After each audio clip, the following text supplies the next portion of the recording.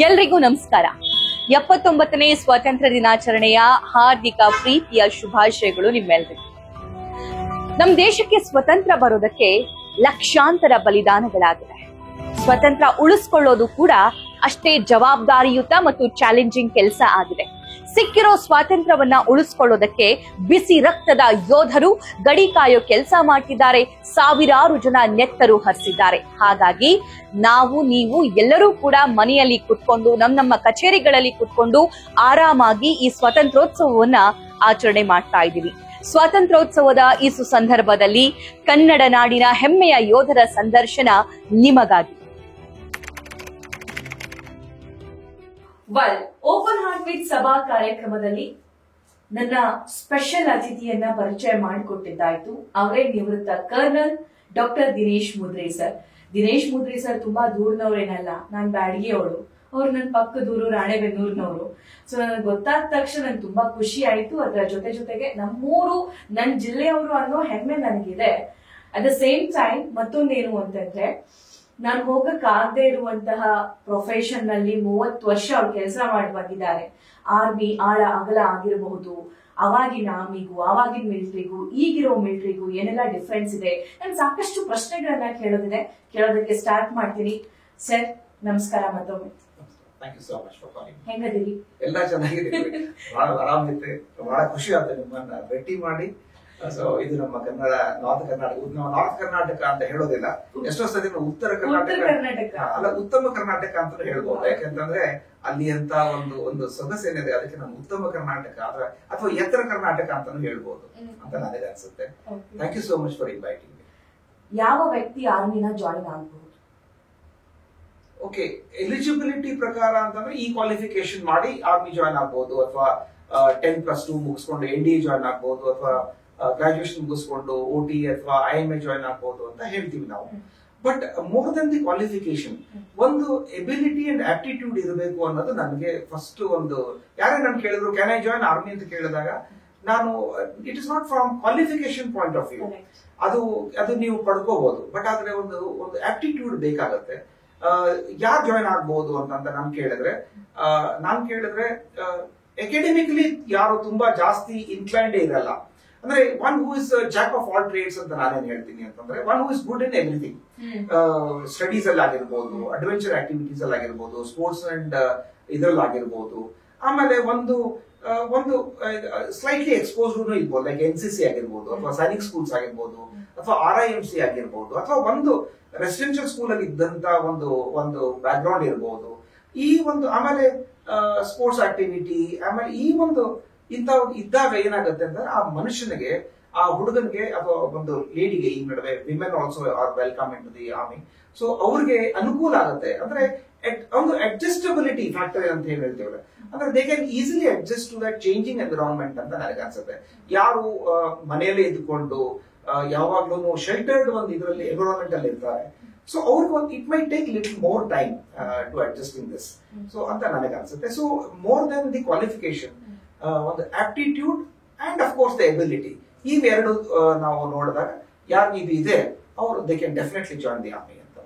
ಒಂದು ದೇಶ ಸೇವೆಗಂತ ನಾವು ಸೇರ್ತಾ ಇದೀವಿ ಅನ್ನೋದಾದ್ರೆ, military, army, navy, air force ಇದೊಂದು ಕೆಲಸ ಅಷ್ಟೇ ಅಲ್ಲ, it's more than that, it's emotion. ಅದಕ್ಕೆ ಮೆಂಟಲಿ ನಮ್ಮ ಪ್ರಿಪರೇಷನ್ ಹೇಗಿರಬೇಕು before joining? Service before service, huge gates, everything was huge there. ಆಮೇಲೆ ನಾವೆಲ್ಲ ನಮ್ದು ಇದನ್ನ ಇಟ್ಟ ಮೇಲೆ, ನಮ್ಮ ಲಗೇಜ್ ಎಲ್ಲ ಇಟ್ಟ ಮೇಲೆ ನಮ್ಮನ್ನ ಒಂದು ಬಾರ್ಬರ್ ಶಾಪಿಗೆ ಕರ್ಕೊಂಡು ಹೋಗ್ತಾರೆ. Barber shop is slightly big hall, 2 big halls. ಒಂದರಲ್ಲಿ ಬಾರ್ಬರ್ಸ್ ಇರ್ತಾರೆ, ಒಂದು 20-22 ಜನ. ಅವ್ರ ಕೆಲಸ ಏನು ಅಂತಂದ್ರೆ, ನಮಗೆ ಫಸ್ಟ್ ಕ್ರೂ ಕಟ್ ಕೊಡೋದು. ನಿಮ್ಗೆಲ್ಲ ಗೊತ್ತಿರಬೇಕು ಏನಂತಂದ್ರೆ, ಆರ್ಮಿ ಪೀಪಲ್ಗೆ ಕ್ರೂ ಕಟ್ ಕೊಡ್ತಾರೆ. ಆ ಕ್ರೂ ಕಟ್ ಯಾಕೆ ಕೊಡ್ತಾರೆ ಅಂತ ಅನ್ನೋದು ಅವಾಗ ಒಂದು ಕ್ವಶನ್ ಇತ್ತು. ಸೊ ನಾನು when I joined NDA, I was just about 17 years old.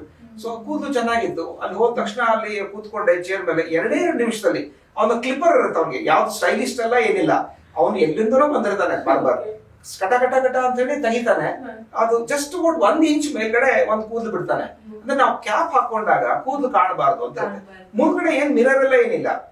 ಆಮೇಲೆ ಹೇರ್ ಕಟ್ ಆಮೇಲೆ 2 ಮಿನಿಟ್ಸ್ ಆದ್ಮೇಲೆ ನಾನು ಹೊರಗಡೆ ಬಂದೆ. ಇನ್ನೊಂದು ಹಾಲ್ ಇತ್ತು, ಅಲ್ಲಿ ದೊಡ್ಡ ಮಿರರ್ಸ್ ಹಾಕಿದ್ರು. ಅಲ್ಲಿ ನನ್ನನ್ನು ನಾನು ನೋಡ್ಕೊಂಡೆ. ಅಲ್ಲಿ ಹೆಂಗ ಅನ್ಸ್ತು ಅಂತ, ನನ್ನನ್ನ ಬೇರೆಯವ್ರು ನನ್ನನ್ನು ರೆಕಗ್ನೈಸ್ ಮಾಡ್ಬಿಡಿ, ನನ್ನನ್ನೇ ನಾನು ರಿಕಗ್ನೈಸ್ ಮಾಡ್ಕೊಳಕ್ ಆಗ್ಲಿಲ್ಲ. ಅವಾಗ it scent me one message. ಇದು ಏನಂತಂದ್ರೆ it's a new identity that I have. Appearance ಅಷ್ಟೇ ಅಲ್ಲ, ಇವನ್ ಇನ್ ಮೈ ಥಾಟ್ ಪ್ರೊಸೆಸ್. ಅದಕ್ಕೆ ನಮ್ ಜವಾನ್ಸ್ಗೆ ಆಫೀಸರ್ಸ್ಗೆ ಯಾಕೆ ನಾವು ಹೇರ್ ಕಟ್ ಕೊಡ್ತೀವಿ ಅಂತಂದ್ರೆ your old identity is now gone. ಈಗ you have a new identity and that identity is not of individual, it is that identity that you belong to an organisation called Indian Army. So ಈ ಒಂದು ಐಡೆಂಟಿಟಿಯಿಂದ ನಾವು ಶುರು ಮಾಡಿ ಅಂದ್ರೆ the first indoctrination or first ಅಂದ್ರೆ ಒಂದು message ಅಲ್ಲಿ ಬೀಳುತ್ತೆ. ಅಂದ್ರೆ ಈಗ ನಾವು you are no more Dinesh Mudri as an individual, you are Dinesh Mudri as a part of Indian army ಅನ್ನೋದು ಒಂದು ನಮಗೆ ಒಂದು ಮೆಸೇಜ್ ಕೊಡುತ್ತೆ ಅಂತ ನನಗನ್ಸುತ್ತೆ. ಅಪಾರ್ಟ್ ಫ್ರಮ್ ಹೈಜೀನ್ ಫ್ಯಾಕ್ಟರ್ ಇರ್ಬೋದು, ಯೂನಿಫಾರ್ಮಿಟಿ ಇರ್ಬೋದು, ಅದೆಲ್ಲ ಒಂದು. ಬಟ್ ಈ ಒಂದು ಏನಿದೆ that now you belong to something else, something bigger, something larger, something noble ಅನ್ನೋದು ಒಂದಿದೆ. ಆಮೇಲೆ ನಾನು ಹೇಳಿದ್ನಲ್ಲ, ನೀವು ಹೇಳಿದಂಗೆ ಈಗ ನಾವು ಯಾರೋ ಒಬ್ರು ಇಲ್ಲಿ ಕೆಲಸ ಮಾಡಿದಾಗ ಕಾಗ್ನೈಸೆಂಟ್ ಅಲ್ಲಿ ಕೆಲಸ ಮಾಡ್ತಾರೆ, ಎಕ್ಸೆಂಚರ್ ಕೆಲಸ ಮಾಡ್ತಾರೆ, ಇನ್ಫೋಸಿಸ್ ಅಲ್ಲಿ ಕೆಲಸ ಮಾಡ್ತಾರೆ, we say he is working in Infosys, she is working in Cognizant ಅಂತ ಹೇಳ್ತೀವಿ. But in Indian army when we were there, people ಏನ್ ಹೇಳ್ತಾರೆ, he was serving in the Indian Army ಅಂತ. He is serving in the Indian Army. ಅಂದ್ರೆ you are serving there, you are serving the motherland. ಅದಕ್ಕೆ ಏನಂತಂದ್ರೆ that is the difference. Semantics ಅನಿಸಬಹುದು, but there lies the difference that you belong to something which is bigger. So ಅದನ್ನ ಆ service mentality ಏನಿದೆ that you are serving the motherland ಅಂದ್ರೆ this there can be nothing more than. ಅದಕ್ಕೆ ನೀವು ಹೇಳಿದಾಗ ನನಗೆ ಅಂದ್ರೆ ನಿಮ್ಮ ಬಯೋಡೇಟಾ ಏನು ಅಂತ ಇಂಟ್ರೊಡಕ್ಷನ್ ಕೇಳಿದಾಗ ನಾನು ಹೇಳಿದೆ, just introduce me as an ex-soldier. ಅಂದ್ರೆ ಇವನೊಬ್ಬ ಸೇನಾನಿ ಇದ್ದ ಅನ್ನೋದಕ್ಕಿಂತ ಜಾಸ್ತಿ ಕ್ವಾಲಿಫಿಕೇಶನ್ ನನ್ನ ಹತ್ರ ಏನೂ ಇಲ್ಲ ಅಂತ ನನಗೆ ಅನ್ಸುತ್ತೆ. ಸೊ ಇದು ಒಂದು ಈಗ ನಾವು ಆಮೇಲೆ ಜವಾನ್ಸಿಗೆ ನೀವು ತೋಳೋದಾದ್ರೆ ಅಲ್ಲಿ ರೆಜಿಮೆಂಟಲ್ ಸೆಂಟರ್ಸ್ ಇದೆ. ಅವರು ಟ್ರೈನ್ ಆಗೋದು ಎಲ್ಲಿ ಅಂತಂದ್ರೆ ವೇರಿಯಸ್ ರೆಜಿಮೆಂಟಲ್ ಸೆಂಟರ್ಸ್ ಇದೆ. ಈಗ ಮದ್ರಾಸ್ ರೆಜಿಮೆಂಟ್ ಇದೆ, ಅವ್ರ ರೆಜಿಮೆಂಟಲ್ ಸೆಂಟರ್ ಎಲ್ಲಿದೆ, ವೆಲಿಂಗ್ಟನ್ ಅಲ್ಲಿ ಇದೆ. ಸೊ ಮರಾಠಾ ಲೈಟ್ ಇನ್ಫೆಂಟ್ರಿ ಇದೆ, ಅವ್ರದ್ದು ರೆಜಿಮೆಂಟಲ್ ಸೆಂಟರ್ ಇದೆ, ಅದು ಬೆಲ್ಗಾಮ್ ಅಲ್ಲಿ ಇದೆ. ಸೊ ಹಿಂಗೆ every regiment in the Indian army ಅವ್ರದೇ ಆದಂತ ಒಂದು ರೆಜಿಮೆಂಟಲ್ ಸೆಂಟರ್ ಇದೆ. ಅಲ್ಲಿ ಜವಾನ್ಸ್ ರೆಕ್ರೂಟ್ ಮಾಡ್ಕೊಂಡವ್ರನ್ನ ಅಲ್ಲಿ ಟ್ರೈನ್ ಮಾಡ್ತಾರೆ. ಟ್ರೈನಿಂಗ್ ಮಾಡಬೇಕಾದ್ರೆ ಒಂದು ಫಿಸಿಕಲ್, ಸ್ಪಿರಿಚುವಲ್, ಮೆಂಟಲ್ ರೋಬಸ್ಟ್ನೆಸ್ ಇವೆಲ್ಲಾನು ಮಾಡಿದಾಗ ಅದಾದ್ಮೇಲೆ ಅವ್ರಿಗೆ ಏನಾಗುತ್ತೆ ಅಂತಂದ್ರೆ ಅಲ್ಲಿದ್ದಂತ ಬಟಾಲಿಯನ್ಸ್ ನಮ್ಮಲ್ಲಿ ಹೆಂಗಂತಂದ್ರೆ ನಮ್ದು ಇಂಡಿಯನ್ ಆರ್ಮಿನಲ್ಲಿ ಬ್ಯಾಟಲ್ ಆನರ್ಸ್ ಡೇ ಅಂತ ನಾವು ಸೆಲೆಬ್ರೇಟ್ ಮಾಡ್ತೀವಿ. ಈಗ ಹೆಂಗ ನಾವು ಇಲ್ಲಿ ದೀಪಾವಳಿ, ದಸರಾ ಸೆಲೆಬ್ರೇಟ್ ಮಾಡ್ತೀವಿ, ಅಲ್ಲಿ ಯಾವ್ದು ಸೆಲೆಬ್ರೇಟ್ ಮಾಡ್ತಾರೆ ಅಂತಂದ್ರೆ ನಮ್ದು like say my first unit was 10 Bihar regiment ಅಂತ ಇತ್ತು, ಇನ್ಫೆಂಟ್ರಿ ಈಗೂ ಇದೆ. 10 ಬಿಹಾರ್ ಅಲ್ಲಿ ನಾನು 1 year ಐ ಸ್ಪೆಂಡ್ ದೇರ್. ಅಲ್ಲಿ ಹೋದಾಗ ಅಲ್ಲಿ ಅದು 1971 ಆಪರೇಷನ್ ಅಲ್ಲಿ ದೇ ಅರ್ನ್ ದೇರ್ ಸ್ಪರ್ಸ್. ಅಲ್ಲಿ ಅವ್ರಿಗೆ ಒಂದು ಇದು ಸಿಕ್ತು. There were in one night operation 3 VRCs they could produce, the Veer Chakras. 3 officers were awarded Veer Chakra. So that was our Battle Honors Day. ಆ ಡೇ ಅದನ್ನ ಅವರು year after year Battle Honors Day ಅಂತ ಹೇಳಿ celebrate ಮಾಡ್ತಾರೆ. ಅಂದ್ರೆ they have earned their spurs there. So ಇಂಥವೆಲ್ಲ ನೋಡಿದಾಗ soldiers ಏನ್ ಅನ್ಸುತ್ತೆ ಅಂತಂದ್ರೆ ನಾನು ಅಂದ್ರೆ ಇಲ್ಲಿ ಮಾಡು ಅಥವಾ ಮಡಿ ಅಂತ ಹೇಳ್ತೀವಿ ನಾವು, ಹಂಗೆ ಕನ್ನಡದಲ್ಲಿ ಹೇಳ್ತೀವಿ ಮಾಡು ಅಥವಾ ಮಡಿ ಅಂತ ಹೇಳಿ. ಹಂಗೆ ಅದೊಂದು ಸ್ಪಿರಿಟ್ ಬರುತ್ತೆ. ನಾವು ಇವ್ರನ್ನೆಲ್ಲ ನೋಡಿದಾಗ they become our inspiration.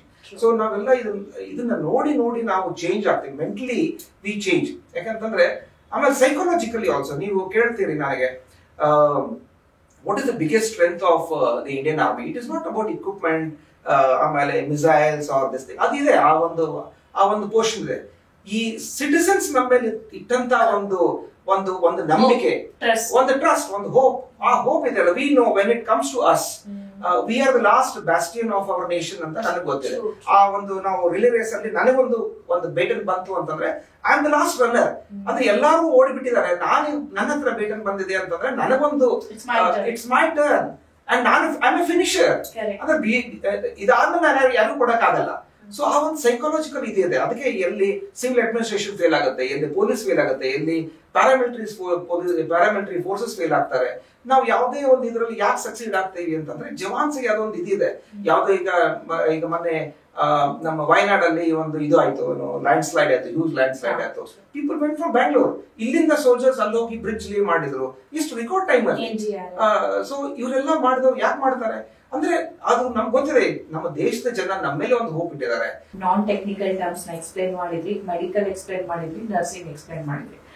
But ನನ್ನ ಕ್ವೆಶನ್ ಏನು ಅಂತಂದ್ರೆ, NDA ಕ್ಲಿಯರ್ ಮಾಡಿರ್ತಾರೆ, ಗ್ರಾಜುಯೇಷನ್ ಮುಗ್ದಿರುತ್ತೆ. ಸೊ ಇಲ್ಲಿ ಡಿಸೈಡ್ ಆಗೋದು ಆರ್ಮಿ, ನೇವಿ, ಏರ್ಫೋರ್ಸ್ ಅಂತ.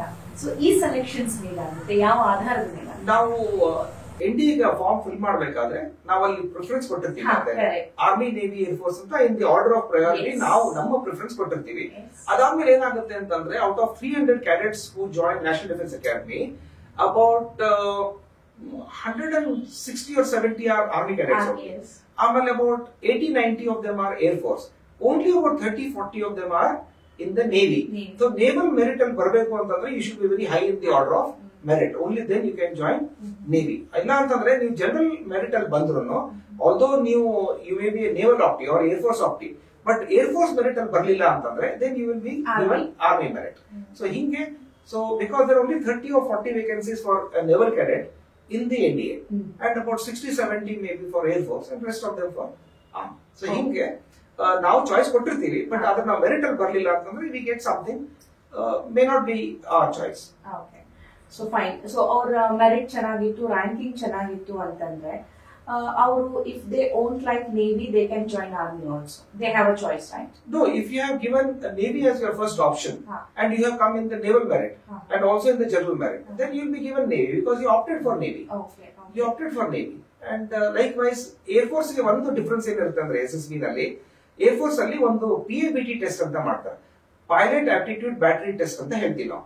So in addition to SSB, ನಾವು ಅಲ್ಲಿ SSB ಹೋದಾಗ ಅಲ್ಲೊಂದು ಪೈಲಟ್ ಆಪ್ಟಿಟ್ಯೂಡ್ ಬ್ಯಾಟರಿ ಟೆಸ್ಟ್ ಮಾಡ್ತಾರೆ. That is conducted once in a life time. ಅಲ್ಲಿ ಅವ್ರು ನೀವು ಆ ಟೆಸ್ಟ್ ಮಾಡಿದಾಗ ನಿಮ್ದು ಹಾರ್ಟ್, ಹ್ಯಾಂಡ್, ಲಿಂಬ್ ಕೋಆರ್ಡಿನೇಷನ್ ಎಲ್ಲ ಚೆಕ್ ಮಾಡ್ತಾರೆ. ಅದನ್ನ ಮಾಡಿದಾಗ ಅವ್ರಿಗೆ ಆ ಟೆಸ್ಟ್ ಇಂದ ಗೊತ್ತಾಗುತ್ತೆ whether you are capable of flying an aircraft.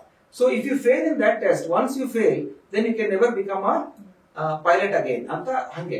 So ಅದು in addition to SSB you also have PABT test ಅಂತ ಹೇಳ್ತೀವಿ. ಸೊ ಅವ್ರು ಮಾಡ್ಕೊಂಡೇ ಬಂದಿರ್ತಾರೆ. So depending on your choice firstly, secondly ನೀವು ಆ ಮೆರಿಟ್ ಅಲ್ಲಿ ಬಂದಿದ್ದೀರಿಲ್ಲ ನೋಡ್ಕೊಂಡು ನಿಮಗೆ ಆ ಒಂದು ಆರ್ಮ್ ಕೊಡ್ತಾರೆ. ಆರ್ಮಿ ಪಾರ್ಟೀಸ್ ಅಲ್ಲಿ ಹೆಣ್ಮಕ್ಳ ಬಗ್ಗೆ ಮತ್ತು ಪೊಲಿಟಿಕಲ್ ಪಾರ್ಟಿ ಬಗ್ಗೆ ಡಿಸ್ಕಸ್ ಅದು unwritten rule. We can't discuss politics, we can't discuss money matters, we can't discuss women. So these are these things about culture. Yeah, ನಿಮ್ಗೆ ಎಲ್ಲಿಂದ ಗೊತ್ತಿಲ್ಲ, but yes, this is our standard.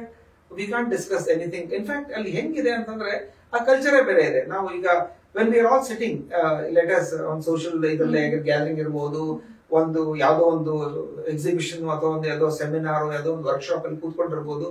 When a second lieutenant's wife walks in, the general also stands up. ಹೆಂಗಿದೆ ಅಂತಂದ್ರೆ respect towards women. ಅಂದ್ರೆ ಒಂದು ವಿಷಯ ನಿಮ್ಗೆ ಹೇಳ್ಬೇಕು ಅಂತಂದ್ರೆ, ಇನ್ ದಿ ಆರ್ಮಿ ಆಫೀಸರ್ಸ್ ಕೂತ್ಕೊಂಡಾಗ ಎಲ್ಲ ಕಡೆ ಯಾವ್ದೋ ಒಬ್ರು ಲೇಡಿ ಅಂದ್ರೆ army officers wife, when she walks in, even she may just be a captain's wife, the general who's sitting there will get up. That is the culture that we have. Very nice. That is the essence. If I start talking about those small little things, big things in ಹೊರಗಡೆ ಅದು by nature it comes. Senior ಮಾತಾಡ್ಬೇಕಾದ್ರೆ junior is not supposed to talk.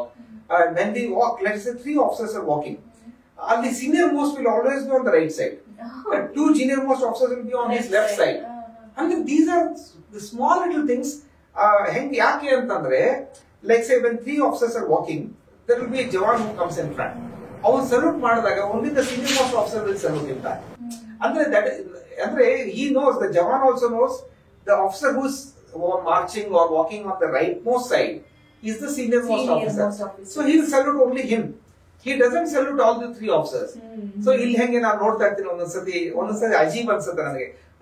ನಮ್ಮ deputy chief minister ಅಥವಾ ಯಾವುದೋ minister, chief minister ಹಿಂದೆ ಇರ್ತಾರೆ, ಅವರು ಮುಂದೆ ನಡೀತಿರ್ತಾರೆ. You will never find this in the army, this thing. When group of officers are walking, senior most officer will always be walking in front. ಯಾರು front ಅಲ್ಲಿ ಇರ್ತಾರೆ, he is the senior most ಅಂತ it is automatically assumed, registered. ಆಮೇಲೆ ಈಗ 3 ಜನ ಬ್ರಿಗೇಡಿಯರ್ಸ್ officers, ಬ್ರಿಗೇಡಿಯರ್ಸ್ walk ಮಾಡಬೇಕಾದ್ರೆ ಅಥವಾ 3 colonels walk ಮಾಡಬೇಕಾದ್ರೆ, senior most colonel will be walking in front. The 2 junior most colonels will be walking behind him. The senior most colonel will be on the right side and 2 junior colonels will be on his left side.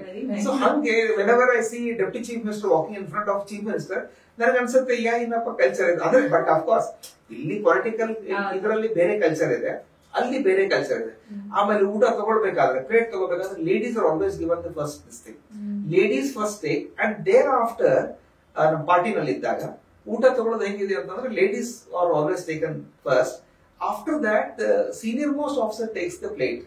ಹಿಂಗೆ it is not anybody can go and pick up any plate. No, ಆಮೇಲೆ party ಮುಗಿದ್ಮೇಲೆ the senior most officer and his wife leave first. ಅದಾದ್ಮೇಲೆ obviously it is not that everybody will live together, no. It is always, they always leave party also, even if it is a social function. The senior most, thereafter the next senior most, the next after the senior, next senior, they leave in pairs. It is not that anybody can leave and discuss in one short no. It will not happen. Even now anyways. Very nice. Yes sir, I have yes. ಇದು ಈ ತರ ಒಂದು culture ಇದೆ. ಅಂದ್ರೆ for there is a protocol for everything, there is a standard laid down procedure for everything. ಅಂದ್ರೆ this is nowhere written, but still it is not written, it's a system. It's a system and we are still following. It is followed to the T ಅಂತ ಹೇಳ್ತೀವಲ್ಲ, it's followed to the T. Yes ಅಲ್ಲಿ party ಬರ್ಬೇಕಾದ್ರೂ ಹಂಗೇನೆ. Sir ನೀವು ನಿಮ್ batch ಅಲ್ಲಿ ಅಥವಾ ಆಮೇಲೆ ಈಗಲೂ ಟೀ ಟೋಟ್ಲರ್ಸ್ ಇರ್ತಾರೆ? ಇದ್ದಾರೆ ಟೀ ಟೋಟ್ಲರ್ಸ್ ಇದ್ದಾರೆ. ಮೊದ್ಲು ಹೆಂಗಿರ್ತಿತ್ತು ಅಂತಂದ್ರೆ Britishers they love the drinks very much, party, they like this thing, and ali there was no way of saving money. Ali army life ali one could not save money, or one did not want to save money, yakandre they all lived for the day. Andre life style hangirtittu. ಈಗ ಹಂಗಿಲ್ಲ. ಈಗ people have become conscious, they want to save money, they want to build future, they want to have a nice car, posh bungalow, posh flat or something. Andre there is some change in the values, ethos and outlook to the life. ಅವಾಗ ಹಂಗಿರ್ತಿರ್ಲಿಲ್ಲ. ಅವಾಗ ನಮ್ಮ commanding officer ನಾನು ನೋಡಿದಂಗೆ he was what vintage he was. ನಾನೇ 1987 ಅಂತಂದ್ರೆ he was 25 years before me as a CO, 22-23 years before me. So ಆ vintage ಅಂದ್ರೆ British model type ಇದ್ದಾರೆ. ಅವ್ರದೆಲ್ಲ ಹೆಂಗ್ ಲೈಫ್ ಸ್ಟೈಲ್ ಇರ್ತಿತ್ತು ಅಂತಂದ್ರೆ ಸೋಷಿಯಲ್ ಲೈಫ್, ಸಿಗಾರ್, ದಾರು, that kind of life they all enjoyed. Saving giving ಕಡೆ ಒಂದು ಇದನ್ನೇ ಇರ್ತಿರ್ಲಿಲ್ಲ. ನಿಮ್ಗಿಂತ ಒಳ್ಳೆ ಎಕ್ಸಾಂಪಲ್ ಅಲ್ಲಿ ಇಲ್ಲ ಅಂತ ನನ್ಗೆ ಅನ್ಸುತ್ತೆ. ಬಿಕಾಸ್ ನಾನು ನಿಮ್ಮ ಪ್ರೀವಿಯಸ್ ಇಂಟರ್ವ್ಯೂಸ್ ನೋಡ್ತಾ ಇದ್ದಾಗ ಅಥವಾ ನಿಮ್ಮ ಪ್ರೊಫೈಲ್ ನೋಡ್ತಾ ಇದ್ದಾಗ you mention in previous interview are very naughty. ನಿಮ್ಮ ಸ್ಕೂಲ್ ಡೇಸ್ ಅಲ್ಲಿ ಮತ್ತೆ ಇದು ಸೊ ಆ ನಾಟಿನೆಸ್, ಆಮೇಲೆ ಆರ್ಮಿ ಜಾಯ್ನ್ ಆದ್ರಿ, ಫಸ್ಟ್ ಸ್ಯಾಲರಿ ತಗೊಂಡ್ರಿ. ಸೊ ಈ 3 ಹಂತವನ್ನ ನಮ್ಗೆ ಕ್ವಿಕ್ ಆಗಿ ಎಕ್ಸ್ಪ್ಲೈನ್ ಮಾಡಬಹುದಾ? ನಂದು ಫಸ್ಟ್ ಟೈಮ್ ನಾನು ಆರ್ಮಿ ಜಾಯ್ನ್ ಆದಾಗ ಏನಂತ ಹೆಂಗೆ, ಈಗ ನಾನು ಫಸ್ಟ್ ಯೂನಿಟ್ ಜಾಯ್ನ್ ಆಗಿದ್ದೆ 17 ಇಯರ್ಸ್ ಅಲ್ಲಿ.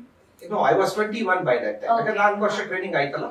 4 ವರ್ಷ ಟ್ರೈನಿಂಗ್ ಆದ್ಮೇಲೆ I tell you interesting incident. ನಾನು ಫಸ್ಟ್ ಜಾಯ್ನ್ ಆಗಿದ್ದು 10 BR ಅಂತ ಒಂದು ಯೂನಿಟ್. ಅದು it was in place called Klemta. ಎಷ್ಟೋ ಸತಿ ಮ್ಯಾಪ್ ಅಲ್ಲಿ ಕಾಣದೇ ಇಲ್ಲ ನಮಗೆ, ಬಟ್ ಆನ್ ಗ್ರೌಂಡ್ ಅಲ್ಲಿ ಸಿಗುತ್ತೆ ನಮಗೆ. ಎಲ್ಲಿದೆ ಅಂದ್ರೆ ಅರುಣಾಚಲ್ ಪ್ರದೇಶದಲ್ಲಿ ಇದೆ. ಸೊ ನಾವು ಮಿಸಮಾರಿಯಿಂದ ನನ್ನ ಯೂನಿಟಿಗೆ ಹೋಗ್ಬೇಕಾದ್ರೆ it took me about 8 or 9 days. ಯಾಕೆ ಅಂತಂದ್ರೆ ಹೋಗ್ಬೇಕಾದ್ರೆ ಫ್ರಮ್ ಮೀನ್ ಸಿ ಲೆವೆಲ್ 0 ಇಂದ ಅಲ್ಲಿ ಹೋಗ್ಬೇಕಾದ್ರೆ it was about 12,000 feet. So ಅಲ್ಲಿ ಹೋಗ್ಬೇಕಾದ್ರೆ ನಾವು ಸ್ಟೇಜ್ ಬೈ ಸ್ಟೇಜ್ ಅಕ್ಲಿಮೆಟೈಸೇಷನ್ ಮಾಡ್ಬೇಕಾಗತ್ತೆ. ಅಲ್ಲಿಂದ ಹೋಗ್ಬೇಕಾದ್ರೆ ನಾವು ಅದು ಬೂಮ್ಲಾ ಲಾ ಇನ್ ಟಿಬೆಟನ್ ಲ್ಯಾಂಗ್ವೇಜ್ ಪಾಸ್ ಅಂತ ಹೇಳ್ತೀವಿ ನಾವು. ಅದೇ ಪ್ಲೇಸ್ ಎಲ್ಲಿತ್ತು ಅಂತಂದ್ರೆ in 1962 Chinese came uninvited through that route. ಅಲ್ಲಿಂದ ಬಂದು ಅವ್ರ ತಳಗಡೆ ಬಾಲುಪಾಂಗ್ ತನಕ they just rolled on. ಯಾಕಂದ್ರೆ ಅವ್ರಿಗೆ ಅಲ್ಲಿ ಒಂದು ರೆಸಿಸ್ಟೆನ್ಸ್ ಇರ್ಲಿಲ್ಲ. Indian army was ill equipped that time, unprepared and ಇಲ್ ಇಕ್ವಿಪ್ಡ್. ಯಾಕೆ ಅಂತಂದ್ರೆ ನಮ್ದು ಒಂದು ಥಾಟ್ ಪ್ರೊಸೆಸ್ ಬೇರೆ ಇತ್ತು. ಹಿಂದಿ ಚೀನಿ ಬಾಯಿ ಅನ್ನೋ ಒಂದು ಪ್ರೊಸೆಸ್ ಇತ್ತು. ಆಮೇಲೆ ಅದು ಒಂದು ವೇಸ್ಟ್ ಲ್ಯಾಂಡ್ ಅಂತ ಒಂದು ಪರ್ಸೆಪ್ಷನ್ ಇತ್ತು. ಅಲ್ಲಿ ಏನೂ ಆಗಲ್ಲ ಅಂತ ಒಂದು ಇದಿತ್ತು. ಸೊ ಅವಾಗ ಏನಾಯ್ತು ಅಂತಂದ್ರೆ they roll down just like that. So ಅಲ್ಲಿ ಐ ಮಸ್ಟ್ ಟೆಲ್ ಯು ಒಂದು ಪ್ಲೇಸ್ ಬರುತ್ತೆ ಅಲ್ಲಿ, ನೂರಾನಾಂಗ್ ಅಂತ ಒಂದು ಪ್ಲೇಸ್ ಬರುತ್ತೆ.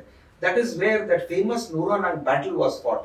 ಅಲ್ಲಿ ಜಸ್ವಂತ್ ಸಿಂಗ್ ಅಂತ ಹೇಳಿ ಒಬ್ಬರು ಸಿಪಾಯಿ, ಗಢವಾಲ್ ರೈಫಲ್ಸ್ ಅಂತ ಒಬ್ಬ ಸಿಪಾಯಿ ಏನ್ ಮಾಡಿದ್ರು ಅಂತಂದ್ರೆ ಅವರು ಪೂರಾ ಬಟಾಲಿಯನ್ ಒಂದೇ ಒಂದು ಫೀಚರ್ ಅಂದ್ರೆ ಒಂದು ಮೌಂಟೇನ್ ಟಾಪ್ ಮೇಲೆ ನಿಂತ್ಕೊಂಡು ಚೈನಾ ಆರ್ಮಿ ಅಡ್ವಾನ್ಸ್ ಮಾಡಬೇಕಾದ್ರೆ he was able to stall, ಅಂದ್ರೆ ತಡಿ ಹಿಡಿಬಹುದು. ಒಬ್ಬ ಮನುಷ್ಯ ಮೇಲ್ಗಡೆ ಒಂದು ಮೌಂಟೇನ್ ಮೇಲೆ ನಿಂತ್ಕೊಂಡು ಒಂದು ಮಷೀನ್ ಅಲ್ಲಿ ಹಿಡ್ಕೊಂಡು ಒಮ್ಮೆ ಈ ಕಡೆ ಫೈರ್ ಮಾಡೋದು, ಒಮ್ಮೆ ಈ ಕಡೆ ಒಂದು ಫೈರ್ ಮಾಡೋದು, ಒಮ್ಮೆ ಈ ಕಡೆ ಒಂದು ಫೈರ್, 2,000 ಜನನ್ನ ಅವ್ನು ಇವಾಗ ತಡೆ ಹಿಡಿದಿದ್ರು 2 ದಿನ. So when you upset an enemy's plan, you upset his mind also. 2 ದಿನ he gave time to Indian Army to prepare behind. Nuranang ಎಲ್ಲಿ ಬರುತ್ತೆ ಅಂತಂದ್ರೆ ತವಾಂಗಿಂದ ಒಂಚೂರು ಮುಂಚೆ ಒಂದು ಲಾ ಬರುತ್ತೆ, ಸೇಲಾ ಪಾಸ್ ಅಂತ ಹೇಳಿ. ಸೇಲಾ ಆದ್ಮೇಲೆ ನೂರಾನಾಂಗ್ ಅಂತ ಬರುತ್ತೆ. ಈಗ ಜಸ್ವಂತ್ ಗಢ್ ಅಂತ ಹೇಳ್ತೀವಿ, ಅಂದ್ರೆ it's named after that Jaswant Singh. ಸಿಪಾಯಿ ಜಸ್ವಂತ್ ಸಿಂಗ್ ಇದ್ರ ಮೇಲೆ ಜಸ್ವಂತ್ ಗಢ್. ಈಗ ಅಲ್ಲಿ ಏನಂತಂದ್ರೆ ಅಲ್ಲಿಂದ ನಾವೇನು ಹೋಗ್ತೀವಿ ಬರ್ತೀವಿ, ವಿ ಆಲ್ ಗೆಟ್ ಡೌನ್. ಅವ್ರಿಗೆ ಪೀರ್ ಬಾಬಾ ಸ್ಟೇಟಸ್ ಸಿಕ್ಕಿದೆ. ಬಾಬಾ ಸ್ಟೇಟಸ್ ಯಾರಿಗೆ? ಜಸ್ವಂತ್ ಸಿಂಗ್ಗೆ. ಅಲ್ಲಿ ನಾವು ಹೋಗ್ಬೇಕಾದ್ರೆ ಬರ್ಬೇಕಾದ್ರೆ we pay tribute to that Jawan.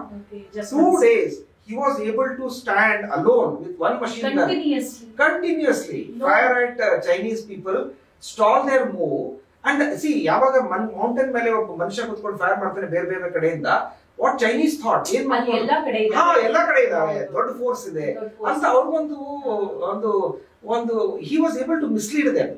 ಅವಾಗ ಏನಾಯ್ತು, they became very cautious advancement ಅಲ್ಲಿ. ಮೇಲ್ಗಡೆ ಬಂದು ನೋಡ್ತಾರೆ, ಇನ್ನು ಒಬ್ಬನೇ ಮೇಲ್ಗಡೆ ಬೇರೆ ಬೇರೆ ಸ್ಥಳದಿಂದ ಫೈರ್ ಮಾಡ್ತಾರೆ. ಅವ್ರು ಎಷ್ಟು ಸಿಟ್ಟಿಗೆಟ್ಟಿದ್ರು ಅಂತಂದ್ರೆ ಅವ್ನು ರುಂಡ ಕಟ್ ಮಾಡ್ಕೊಂಡು ತಗೊಂಡೋದ್ರು. ಆದ್ರೆ ಸೀಸ್ ಫೈರ್ ಆದ್ಮೇಲೆ ಅವ್ನ ಬ್ರೇವ್ರಿನ ಎಷ್ಟು ಮೆಚ್ಕೊಂಡ್ರು ಅಂತಂದ್ರೆ ಆ ರುಂಡ ಏನ್ ಕಟ್ಕೊಂಡು ಹೋಗಿದ್ರು, ಸೀರಿಯಲ್ ಮಾಡ್ಕೊಂಡು ಹೋಗಿದ್ರು, ವಾಪಸ್ ತಂದು ಇಂಡಿಯನ್ ಗವರ್ಮೆಂಟ್ ಹ್ಯಾಂಡ್ ಓವರ್ ಮಾಡಿದ್ರು. ಈ ಅಮೆರಿಕ ರೋಲ್ ಏನ್ ಅನ್ಸುತ್ತೆ, ಮಗುನ ಚೂಟಿ ತೊಟ್ಲ ತೂಗುದು ಒಂದೊಂದ್ಸಲ ಆಗ್ಬಿಡುತ್ತಲ್ಲ ಪ್ರತಿ ಸಲ. ಸಿ ಎಲ್ಲಾ ಈವೆಂಟ್ಸ್ ಅಲ್ಲೂ ಫಾರ್ ಎಕ್ಸಾಂಪಲ್ ಟ್ರಂಪ್ ನಾವು ಮೋದಿ ಜೊತೆಗಿದ್ದೀವಿ ಅಂತ ಅಂತಾರೆ, ಟೆರರಿಸಮ್ ನಾವು ಉಳಿಸೋದಿಲ್ಲ ಅಂತ ಅಂತಾರೆ, ಬೇರೆ ಎಲ್ಲಾ ಹೇಳ್ತಾರೆ. ಟೆರರಿಸಮ್ ಇಂದ ಒಂದ್ ದೇಶಕ್ಕೆ ಇಷ್ಟೆಲ್ಲ ಕಷ್ಟ ಆಗ್ತಿದೆ ಅಂತ ಅಂದಾಗ, ಅದೇ ದೇಶ ಕಷ್ಟದಲ್ಲಿದೆ ಅಂತಂದಾಗ, ಅದೇ ಟೆರರಿಸಮ್ ಇಂದ ಕಷ್ಟಕ್ಕೆ ಬಂದಿದೆ ಅಂದಾಗ ಅವರಿಗೆ ಎಕನಾಮಿಕಲಿ ಸಪೋರ್ಟ್ ಸಿಗುತ್ತೆ. ನಿಮ್ಮ ರಿವ್ಯೂ ಏನು ಇದ್ರ ಮೇಲೆ? Divide and rule. It's divide and rule. See, they have to balance that power in any case. ಯಾಕಂತಂದ್ರೆ Iran is this thing and Pakistan is Iran's neighbor. So hingagi they have to maintain relations because there is no permanent friend or no permanent foe ಅಂತ ಹೇಳ್ತೀವಲ್ಲ in international relation. You don't know who will come in handy to whom in which time. We don't know that. So hange Pakistan, of course, Pakistan played American interest during the Cold War. So ಈಗ cold war ಮುಗಿದು ಹೋಗಿದೆ. Afghanistan is a different entity. Now Pakistan is fighting, Afghan is there. Taliban is fighting Taliban. So ಅವರೇ train ಮಾಡಿದಂತ ಒಂದು entity ಇವತ್ತು they are fighting them. So ಹಿಂಗೆ that's what I said, karma hits. Yeah, it hits. ಅವ್ರಿಗೆ for America, Pakistan, they have to keep engaging them. ಯಾಕಂದ್ರೆ nuisance value ಇದೆ. I don't understand till now. Engaging for what? ಅಂದ್ರೆ bin Laden ನ ಹುಡುಕೊಂಡು ಹೋಗಿ they didn't get it. Yes, Afghanistan ಅಲ್ಲಿ ಸಿಗ್ಲಿಲ್ಲ, Pakistan ಅಲ್ಲಿ ಸಿಕ್ಕಿದ್ರು. There are many terrorists still alive in Pakistan, but why America is doing this? So ಅದನ್ನು ಅಂದ್ರೆ ಒಂದು ನ್ಯೂಸೆನ್ಸ್ ವ್ಯಾಲ್ಯೂ ಇದೆಯಲ್ಲ. So it's a nuisance value for America and for the world also. So they have to keep engaging naughty child ಅಂತ ಹೇಳ್ತೀವಲ್ಲ. You have to keep engaging. ಇಲ್ಲ ಅಂತಂದ್ರೆ ಏನಾಗುತ್ತೆ, he gets distracted more. ಅಂದ್ರೆ he is liable to cause more injury to himself and to the world also. ಯಾಕಂತಂದ್ರೆ any failed state, especially nuclear power, it's a nuclear power, and then there are all kinds of state sponsored actors, non-state sponsored actors in Pakistan today. ಈಗ ಎಲ್ಲಾ militants they are under the state control ಅಂತ ಹೇಳಕ್ಕಾಗಲ್ಲ. They are on their own. There are various militant organizations which are on their own. They are not under the state control. ಈಗ tap switch on ಮಾಡಿ of ಮಾಡೋಂಥದ್ದು ಇಲ್ಲ ಅಲ್ಲಿ. ಯಾಕಂದ್ರೆ ಎಷ್ಟೋ organisation, militant organisation ಹೆಂಗಿದೆ ಅಂತಂದ್ರೆ they are not directly under the control of the state. ಇವತ್ತು ನಾನು ಆಫ್ ಮಾಡದೆ ಆನ್ ಮಾಡದೆ ಈ ಸಿನಾರಿಯೋನು ಇಲ್ಲ. ಕೆಲವೊಂದು ಆರ್ಗನೈಸೇಷನ್ಸ್ ಅವ್ರ ಕಂಟ್ರೋಲ್ ಇದೆ, ಕೆಲವೊಂದು organisation they are on their own. So ಹಿಂಗಾಗಿ America also has to pay that soft peddling ಅಂತ ಹೇಳ್ತೀವಲ್ಲ, ಮಾಡ್ಲೇಬೇಕಾಗುತ್ತೆ. ನಿಮ್ಮ ಪೀರಿಯಡ್ಗೂ ಇವಾಗಿನ ಪೀರಿಯಡ್ಗೂ ನಮ್ಮ ಇಡೀ ದೇಶದಲ್ಲಿ ತುಂಬಾ ಡಿಫರೆನ್ಸ್ ಇದೆ. ಆಗಿನ ದೇಶಭಕ್ತಿಗೂ ಈಗಿನ ದೇಶಭಕ್ತಿಗೂ, ಆಗ ಕ್ವೆಶ್ಚನ್ ಮಾಡೋದಕ್ಕೂ ಈಗ ಕ್ವೆಶ್ಚನ್ ಮಾಡೋದಕ್ಕೂ ನೇಷನ್ ಅನ್ನ ಅಥವಾ ನೇಷನ್ ಲೀಡರ್ ಆಗಿರ್ಬೋದು, ಆರ್ಮಿ ಆಗಿರ್ಬೋದು, ಯಾರು ಆಗಿರ್ಬೋದು, ತುಂಬಾ ಡಿಫರೆನ್ಸ್ ಇದೆ. ಈಗ ಆರ್ಮಿನ, ನೇವಿನ, ಏರ್ಫೋರ್ಸ್ ನ ಜಾಯಿನ್ ಆಗೋರಿಗೆ ಡಿಸ್ಟರ್ಬೆನ್ಸ್ ಬರ್ತಾ ಇದೆಯಾ ಅನ್ಸುತ್ತಾ? ಇಲ್ಲ. In fact I must tell you one thing. ಆರ್ಮಿನಲ್ಲಿ ಏನಂತಂದ್ರೆ ನಮ್ದು ಈಗ there is no concept of mandir, masjid, church, ಹಿಂಗ್ ಕಾನ್ಸೆಪ್ಟ್ ಇಲ್ಲ. ಸರ್ವಧರ್ಮ ಸ್ಥಳ ಅಂತ ಹೇಳ್ತಾರೆ. ಆರ್ಮಿನಲ್ಲಿ ಒಂದು strong point of army is that secular nature of the army. ನಮ್ಮಲ್ಲಿ ಯಾವುದು ಮಂದಿರ್ ಅಥವಾ ಚರ್ಚ್ ಅಥವಾ ಮಸ್ಜಿದ್ ಅಂತ ಇಲ್ಲ. ಅಲ್ಲಿ there is something known as ಸರ್ವಧರ್ಮ ಸ್ಥಳ. ಅದು ನಮ್ಮಲ್ಲಿ ಒಂದು ಇರೋದೇ ಸರ್ವಧರ್ಮ ಸ್ಥಳ.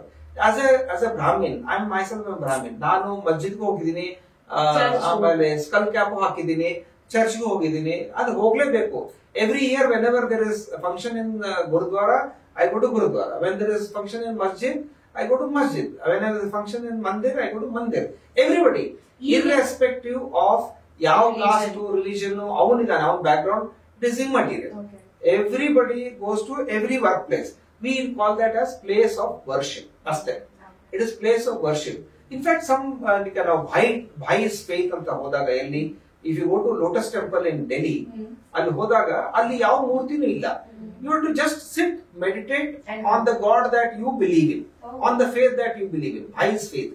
ಹಂಗೆ ಇಲ್ಲಿ ದಿಸ್ ಪ್ಲೇಸ್ ಆಫ್ ವರ್ಷಿಪ್ ಅಂತೀವಿ ಹೊರತಾಗಿ ಇದು ಮಂದಿರ್, ಇದು ಮಸ್ಜಿದ್ ಅಂತ ಯಾವ ಕಾನ್ಸೆಪ್ಟ್ ಇಲ್ಲ. ಯಾರು ನನಗೆ ಯಾರು ವೆದರ್ ಯುವರ್ ಬ್ರಾಹ್ಮಣ್ ಅವರೇ Sardarji are this thing, nobody cares, nobody bothers and nobody is interested. It's still alive ಅನ್ನೋದು actually. ನಾನಲ್ಲೂ ಲೈಕ್ ಸೇ ನಮ್ಮ ಮುಸ್ಲಿಂ ಫ್ರೆಂಡ್ಸ್ ಸಾಕಷ್ಟು ಜನ ಇವತ್ತು ಇದಾರೆ, ನನ್ನ ಜೊತೆ ಗಾಲ್ಫ್ ಆಡ್ತಾರೆ, ನನ್ನ ಜೊತೆ ಕ್ಲಬ್ಬಿಂಗ್ ಮಾಡ್ತಾರೆ, ಎಲ್ಲರೂ ಇದ್ದಾರೆ. ಸೊ ನಮ್ಮಲ್ಲಿ ಆ ಕಲ್ಚರ್ ಬೇರೆನೆ ಇದೆ. ನಾವು ಮುಸ್ಲಿಮ್ಸ್ ಮನೆಯಲ್ಲೂ ಚೆನ್ನಾಗಿ ಊಟ ಮಾಡ್ತೀವಿ, ಅವರು ನಮ್ಮ ಮನೆಯಲ್ಲಿ ಬ್ರಾಹ್ಮಣ ಮನೆಯಲ್ಲೂ ಚೆನ್ನಾಗಿ ಇದನ್ನ ಮಾಡ್ತಾರೆ. So we mingle around, socialise, ಎಲ್ಲಾನು ಯಾವ ಒಂದು ಕಾನ್ಸೆಪ್ಟ್ ಇಲ್ಲ, ಯಾರು ಯಾವ ಜಾತಿನೂ ಕೇಳಲ್ಲ, ಅದು ಇಂಟ್ರೆಸ್ಟೆಡ್ ಇಲ್ಲ, ಆಮೇಲೆ ಯಾವ್ದು ಫರಕು ಬರಲ್ಲ. ಸೊ ಅದು that is the I think the most ಒಂದು ಸೆಕ್ಯುಲರ್ ನೇಚರ್ ಆಫ್ ಆರ್ಮಿ ಅಂತಂದ್ರೆ that is the biggest strength of army ಅಂತ ನನಗೆ ಅನ್ಸುತ್ತೆ.